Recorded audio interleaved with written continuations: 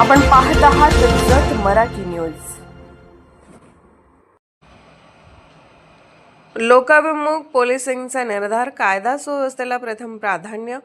नूतन Satara police अधीक्षक निखिल पिंगळे। सातारा जिल्ह्याच्या police अधीक्षकपदी आज निखिल पिंगळे यांनी अधिकृतपणे पदभार स्वीकारताच कडक पण लोकाभिमुख प्रशासनाची भूमिका स्पष्ट केली।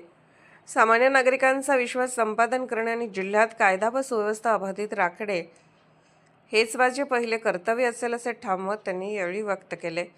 पदभार स्वीकारल्यानंतर आयोजित पत्रकार परिषदेत बोलताना पिंगळे यांनी स्पष्ट केले की गुन्हेगारीवर कठोर कारवाई केली जाईल, मात्र नागरिकांशी संवाद ठेवून विश्वासाचे नाते अधिक दृढ करण्यावर भर दिला जाईल। पोलीस दल हे जनतेसाठी नागरिकांच्या तक्रारींना तात्काळ प्रतिसाद देऊन पारदर्शक आणि जबाबदार यंत्रणा उभी करण्याचा आमचा प्रयत्न असेल असे त्यांनी सांगितले। नव्या पोलीस अधीक्षकांनी गुन्हेगारी विरोधात झिरो टॉलरन्स धोरण राबवण्याचे संकेत दिले। अवैध धंदे, मटका, दारू, अंमली पदार्थ यांसारख्या गैरकृत्यांवर कठोर कारवाई केली जाईल असे त्यांनी स्पष्ट केले। आधुनिक काळात वाढत असलेल्या सायबर गुन्ह्यांचा विचार करून विशेष पथके सक्रिय करण्यात येणार असून नागरिकांमध्ये जनजागृती मोहीमही राबवण्यात येणार आहे। महिला व मुलींच्या सुरक्षेसाठी विशेष उपाययोजना, हेल्पलाईनची प्रभावी अंमलबजावणी आणि संवेदनशील पोलिसिंगवर भर देण्याचेही त्यांनी सांगितले। प्रत्येक पोलीस ठाण्याच्या पातळीवर नागरिकांशी नियमित बैठक, संवाद कार्यक्रम राबवून तक्रारी तात्काळ सोडवण्यावर भर दिला जाईल। निखिल पिंगळे यांच्या नियुक्तीमुळे सातारा जिल्ह्यातील पोलीस प्रशासनात नवी ऊर्जा आणि शिस्त येण्याची अपेक्षा त्यांनी व्यक्त केली जात आहे। त्यांच्या कार्यशैलीमुळे जिल्ह्यात कायदा व सुव्यवस्था अधिक मजबूत होईल असा विश्वास नागरिकांनी व्यक्त केला आहे। एकंदरीतच कडक कारवाई आणि संवेदनशील दृष्टिकोन या दुहेरी सूत्रांवर आधारित पोलिसिंगचा नवा अध्याय साताऱ्यात सुरू झाल्याचे चित्र दिसत आहे। आद्य कर्तव्य आहे, कारण तो विश्वास संपादन करण्यासाठी कितीतरी अनेक वर्षाचे आपल्याला कष्ट आणि परिश्रम घ्यायला लागतात। त्याच्यामुळे ती बाब जी आहे ती महत्त्वाची आहे आणि त्यातून मला असं वाटतं की निपक्षपातीपणे, पारदर्शकपणे काम करणं हे पोलीस अधीक्षक म्हणून माझं कर्तव्य तर आहेच, परंतु त्याचबरोबर माझा जो स्टाफ आहे, माझी जी टीम आहे, त्यांच्याकडून पण ते अपेक्षित आहे।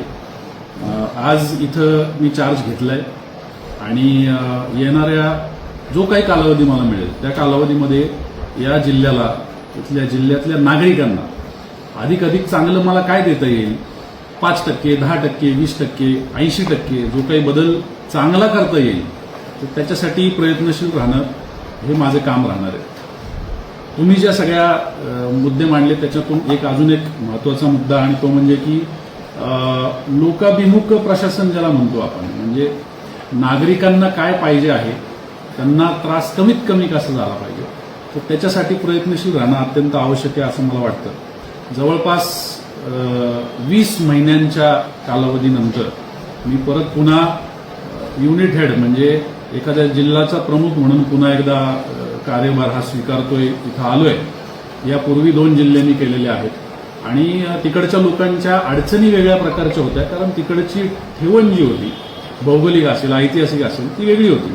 इथल्या आता अडचणी समजून घेणं आणि त्याच्यावरती एक करून त्याच्यावरती मार्ग काढणं हे मला वाटतं की ही महत्त्वाची प्रायोरिटी आहे। आवश्यक त्या सगळ्या ज्या गोष्टी आहेत या गोष्टींमध्ये सरते शेवटी की आपण आलो आणि आपण जाताना हा जो फरक आहे, हा फरक लोकांच्या दृष्टीने जास्तीत जास्त चांगलं प्रशासन आपण कसं देऊ शकलो हे महत्त्वाचं आहे आणि त्याच्यासाठी मी इथं प्रयत्न करणार आहे। तुम्ही सगळ्यांनी सुद्धा त्याच्यासाठी माझी मदत करावी ही तुम्हाला सगळ्यांना मी विनंती करेन। मार्गदर्शक म्हणून सुद्धा तुम्हाला मोठी जबाबदारी पार पाडायला लागेल।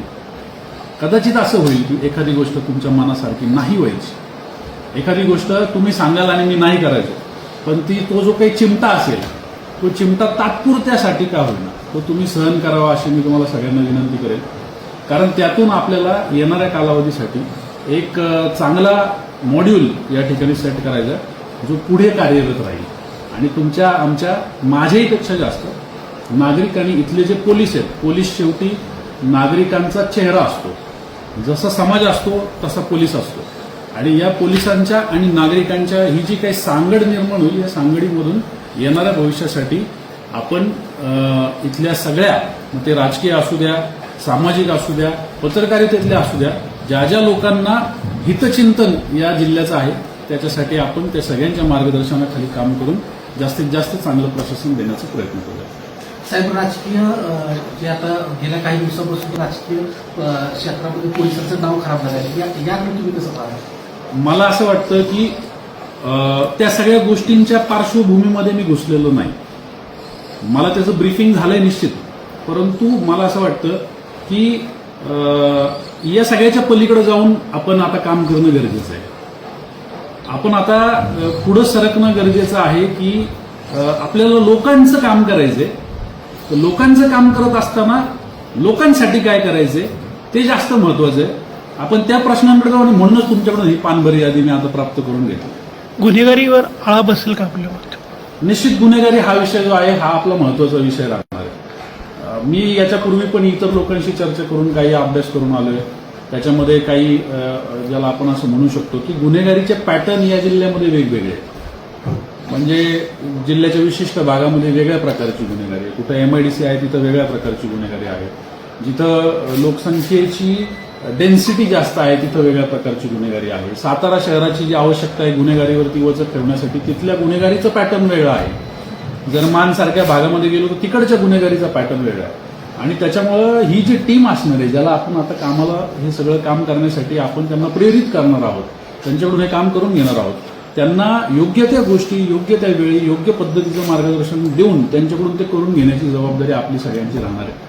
आणि त्यासाठीच मी जसं म्हटलं की तुमच्या सगळ्यांचे इनपुट सुद्धा त्याच्यामध्ये महत्वाचे ठरणार आहे. राजकीय मदत असलेली चक्री मोठ्या प्रमाणात होत गेली सातारा शहरामध्ये, जिल्ह्यामध्ये. मला त्याची माहिती घेऊ द्या. म्हणजे अगदीच तुम्ही प्रश्न चांगला विचारता एकदम गुगली टाकून, पण मला त्याची सगळी माहिती घेऊ द्या. आणि मला वाटतं त्या गोष्टी एवढ्या अवघड नसतात नियंत्रणात आणायला. आपण निश्चित त्याच्यावरती प्रयत्न करू.